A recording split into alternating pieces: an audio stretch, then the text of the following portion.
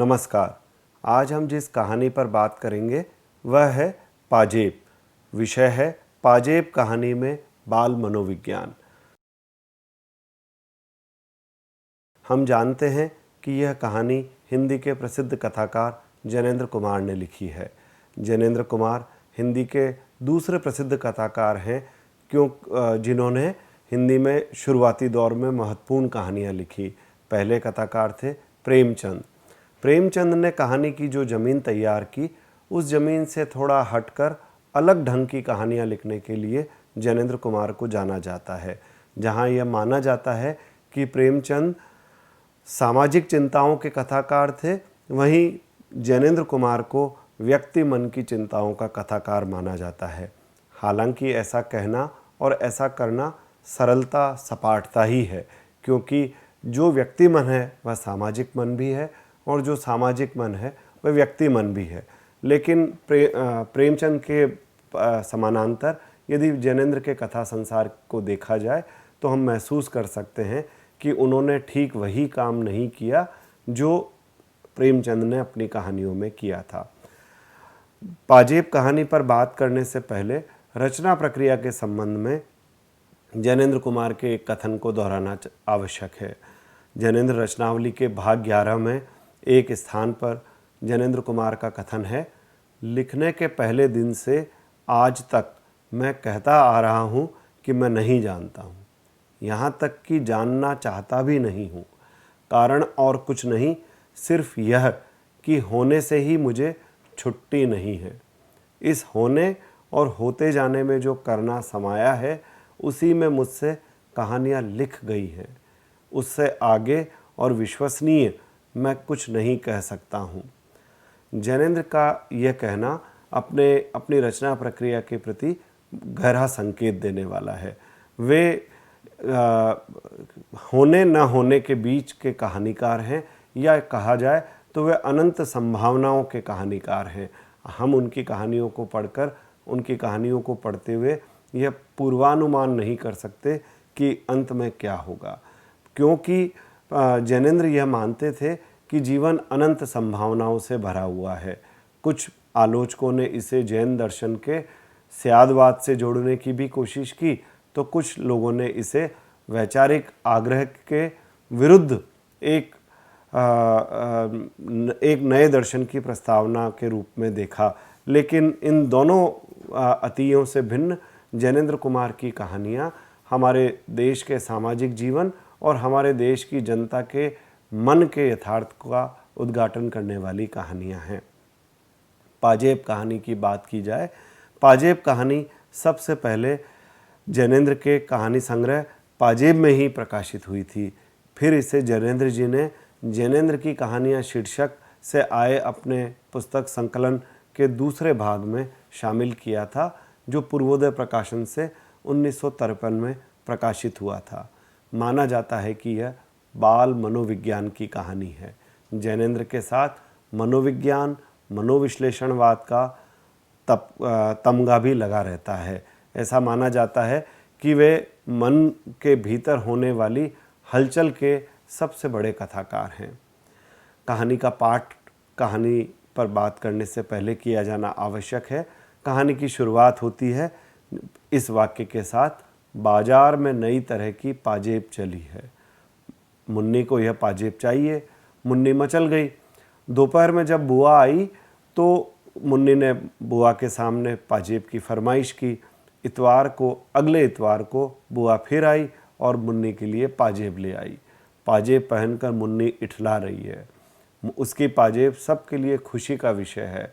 मुन्नी के भाई आशुतोष, जो कि मुन्नी से थोड़े ही बड़े हैं, वे भी बड़े प्रसन्न हैं और सजी धजी अपनी बढ़िया मुन्नी को पाजेब सहित दिखाने के लिए मोहल्ले में आसपास ले जाते हैं। रात को सूचना मिलती है कि पाजेब खो गई। कथावाचक, जो कि बाबूजी हैं, मुन्नी के बाबूजी, वो कहानी का वाचन कर रहे हैं, नरेट कर रहे हैं। वो पहले तो अपनी पत्नी से, यानी मुन्नी की माँ से कहते हैं कि यहीं कहीं तुमने रखी होगी, ढूंढ लो।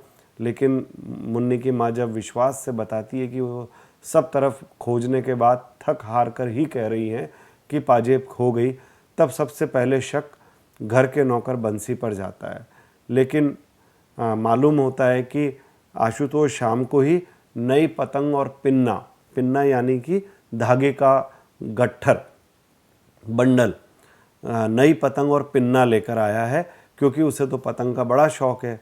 कथावाचक यानी कि बाबूजी को अब शक होता है कि कहीं आशुतोष ने ही तो पाजेब नहीं ले ली। सुबह उठने पर आशुतोष से बाबूजी पूछते हैं, एक पाजेब नहीं मिल रही है, तुमने तो नहीं देखी? अब इस पर आशुतोष का जो की प्रतिक्रिया है वह ध्यान देने योग्य है। आशुतोष के बारे में कथावाचक लिखता है, वह गुम हो गया, जैसे नाराज हो। उसने सिर हिलाया कि उसने नहीं ली, पर मुंह नहीं खोला। बाबूजी का आग्रह है, सच बता देना चाहिए। अब इस पर कथावाचक लिख रहा है, उसका मुंह और भी फूल आया और वह गुमसुम बैठा रहा।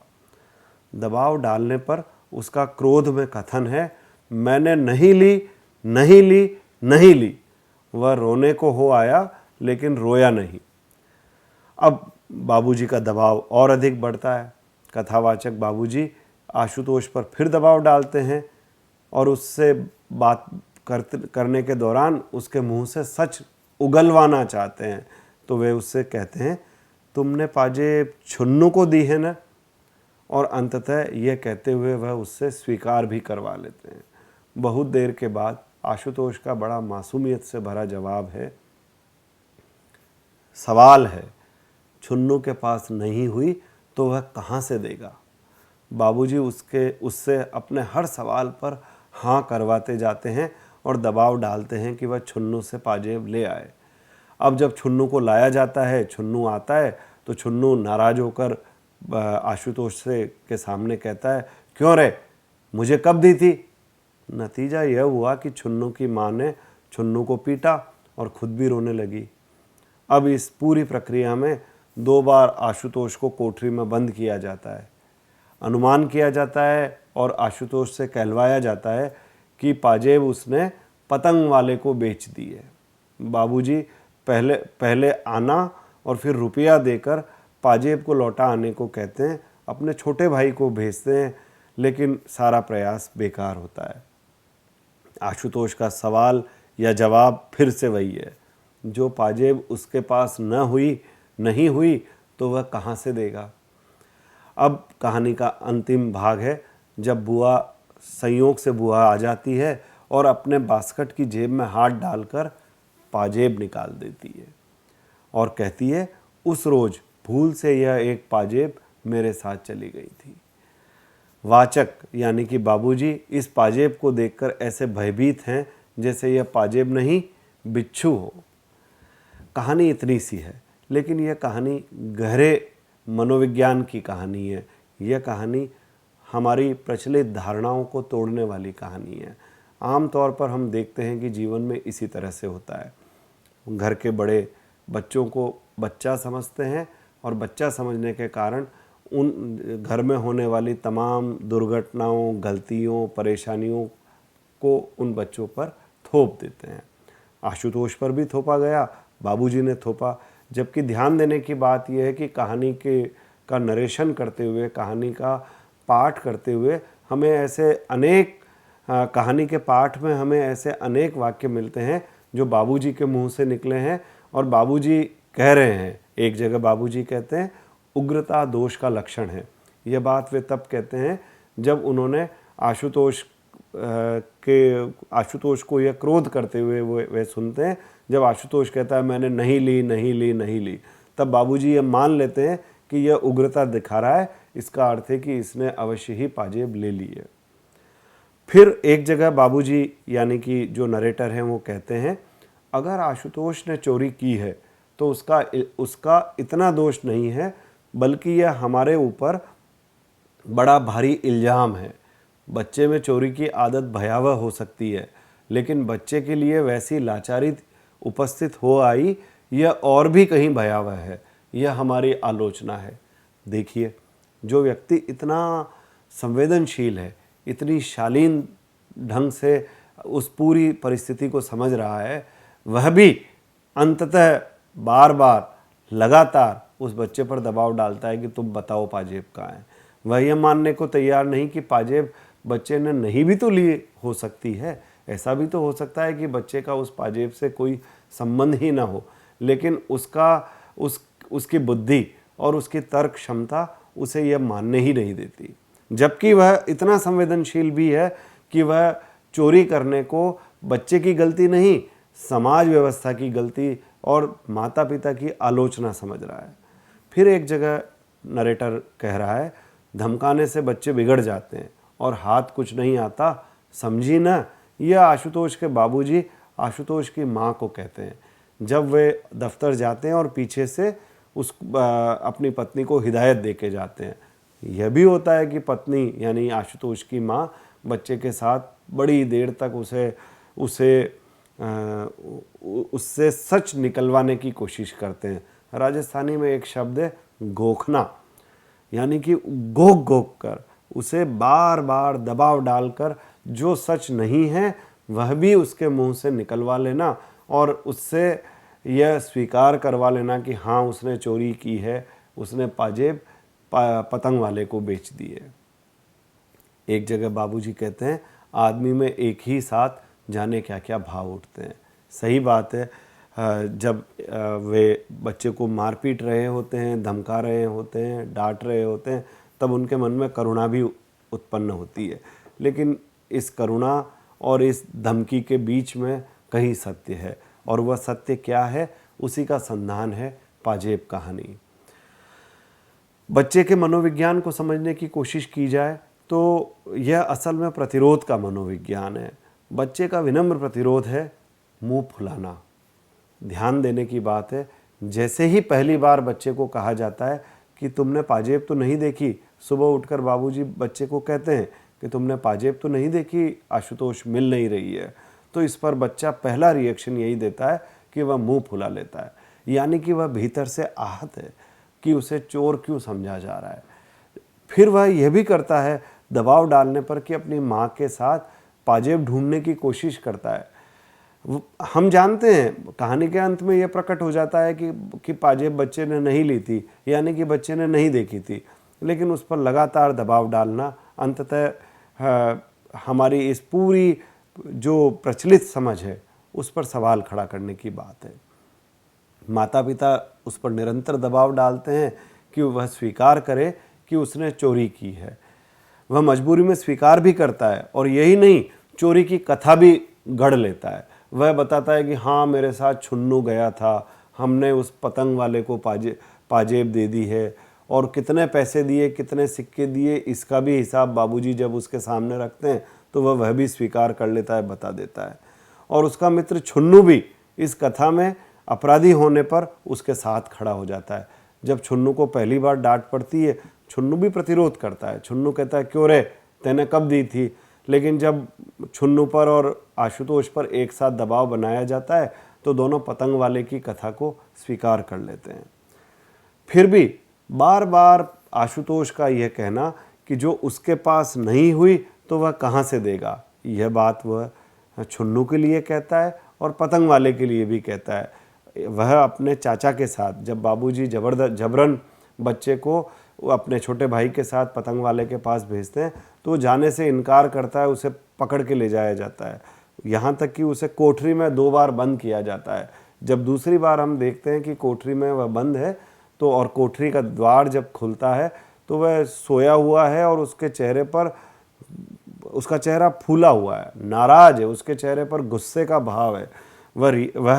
वह सीधे सीधे प्रतिक्रिया नहीं दे रहा है, लेकिन उसका मुंह फूलना असल में उस प्रतिरोध का ही लक्षण है। जैनेन्द्र के साहित्य के मर्मज्ञ आलोचक मधुरेश जी ने जैनेन्द्र की कहानियों पर एक पूरी पुस्तक लिखी है। उनकी पुस्तक है कहानीकार जैनेन्द्र कुमार एक पुनर्विचार।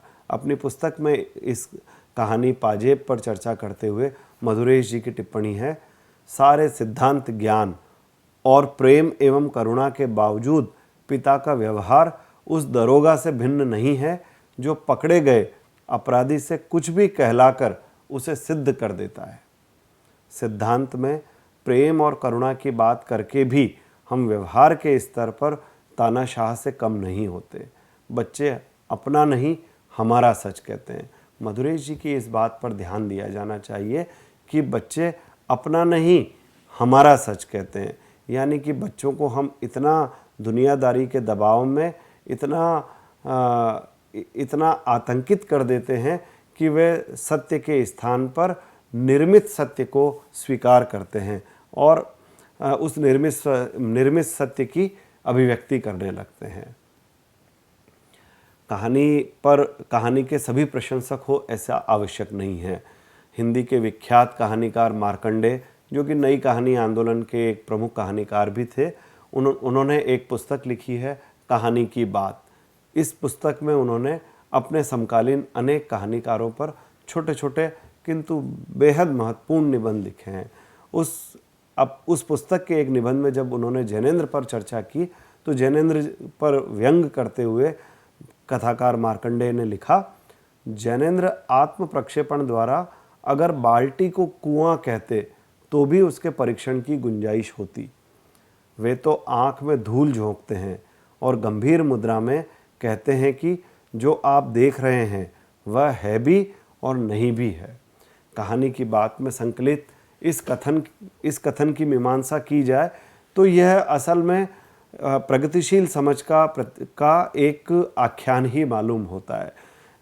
मार्कंडेय अपनी प्रगतिशील समझ के आधार पर जैनेंद्र के इस हाँ और ना के बीच कहीं सत्य को खोजने के आग्रह को खारिज करने की कोशिश करते दिखाई दे रहे हैं। वस्तुतः सच्चाई क्या है यह तो कोई भी नहीं जानता। यथार्थ को समझने के जो प्रगतिशील मानदंड हैं, प्रगतिशील आग्रह हैं, उन पर चूंकि जैनेंद्र खरे नहीं उतरते, जैनेंद्र उन पर खरे उतरना भी नहीं चाहते। जैनेंद्र ने अपनी राह ही अलग चुनी है, वे प्रेमचंद के रास्ते पर नहीं चले। तो यथार्थ का उद्घाटन करने के लिए, यथार्थ को समझने के लिए उनका जो ढंग है वह प्रगतिशील ढंग नहीं हो सकता। वह प्रगतिशील ढांचे में कहानी लिखकर सत्य का उद्घाटन करना उचित नहीं समझते। अंत में जैनेंद्र कुमार की इस कहानी के बारे में यह कहना उचित होगा कि पाजेब का बिच्छू बन जाना सत्य पर झूठ का प्रक्षेपण है। बालक के सत्य को अस्वीकार कर उस पर अपना असत्य थोपना लोक प्रचलन है। वह प्रचलन जो कि जमाने ने हमको सिखा दिया है। बड़े लोग, घर के बड़े बुजुर्ग बच्चों पर थोपते हैं। जैनेंद्र इस प्रचलन के विरुद्ध कथा को बुनने की कोशिश करते हैं और यह कोशिश हिंदी की एक महत्वपूर्ण कहानी को जन्म देती है। फिर से मैं दोहराना चाहूँगा जैनेंद्र का रचना प्रक्रिया वाला वह बयान जो जैनेंद्र रचनावली में संकलित है। उस बयान की रोशनी में इस कहानी को भी देखने का अगर प्रयास किया जाए तो हमें कहानी की सच्चाई और अच्छे तरह से मालूम होगी। जैनेंद्र ने अपनी रचना प्रक्रिया पर कहा था, लिखने के पहले दिन से आज तक मैं कहता आ रहा हूँ कि मैं नहीं जानता हूँ, यहाँ तक कि जानना चाहता भी नहीं हूँ। कारण और कुछ नहीं, सिर्फ यह कि होने से ही मुझे छुट्टी नहीं है। इस होने और होते जाने में जो करना समाया है उसी में मुझसे कहानियाँ लिख गई हैं। उससे आगे और विश्वसनीय मैं कुछ नहीं कह सकता हूँ। जैनेंद्र का यह कहना असल में जानने और होने के बीच, सच्चाई और प्रतीति के बीच सत्य की तलाश का एक कवायद है। पाजेब कहानी उस कवायद को ध्यान में रखकर या उस कवायद पर खरी उतरने वाली कहानी है, जो न केवल बच्चे का मनोविज्ञान हमारे सामने उद्घाटित करती है, बल्कि इस बड़ों की दुनिया में बच्चे को बच्चा मान लिए जाने की प्रचलित समझ पर भी सवाल उठाती है। हमारे समय के एक महत्वपूर्ण कहानीकार स्वयं प्रकाश ने लिखा है, बच्चों को अब बच्चा नहीं समझा जाना चाहिए, उन्हें जूनियर सिटीजन या नन्हे नागरिक समझना चाहिए। जैनेंद्र की यह कहानी पाजेब नन्हे नागरिक के बनने की भी कहानी है। वह उस नन्हे नागरिक का मनोविज्ञान हमें यह बताता है कि बड़ों की यह दुनिया जिस पर बड़ों ने कब्जा जमा रखा है, वहाँ सच्चाई और भी कुछ हो सकती है, सच्चाई दूसरी भी हो सकती है। उस सच्चाई के लिए बच्चे पर आतंक पैदा करना, बच्चे पर दबाव डालना, बच्चे को प्रताड़ित करना किसी भी स्थिति में उचित नहीं कहा जा सकता। पाजेब इस पूरी कवायद में, इस पूरे मनोविज्ञान में, इस पूरे बाल मनोविज्ञान में हिंदी की सर्वोत्तम कहानी के रूप में, हिंदी की सर्वोत्तम बाल मनोवैज्ञानिक कहानियों में अग्रणी साबित होती है। उम्मीद की जानी चाहिए कि हिंदी के नए कथाकार भी मनोविज्ञान को ध्यान में रखकर या बच्चों को ध्यान में रखकर इस तरह आगे के नए ज़माने की कहानियाँ लिखने का प्रयास करेंगे, क्योंकि जिस बाल मनोविज्ञान को प्रेमचंद ने बड़े भाई साहब जैसी कहानी में दिखाया, जिस बाल मनोविज्ञान को जैनेंद्र कुमार ने पाजेब कहानी में दिखाया, जिसको नई कहानी आंदोलन के दिनों में मन्नू भंडारी ने आपका बंटी जैसे उपन्यास में दिखाया, वह बाल मनोविज्ञान आगे जाकर हमारे समय में कहीं गुम सा हो गया है। मैं विश्वास करता हूं कि जैनेंद्र की यह जैनेंद्र की इस कहानी को पढ़कर हमें फिर से बाल मनोविज्ञान के संदर्भ में चीज़ों को देखने समझने की नई प्रेरणा मिलेगी। धन्यवाद।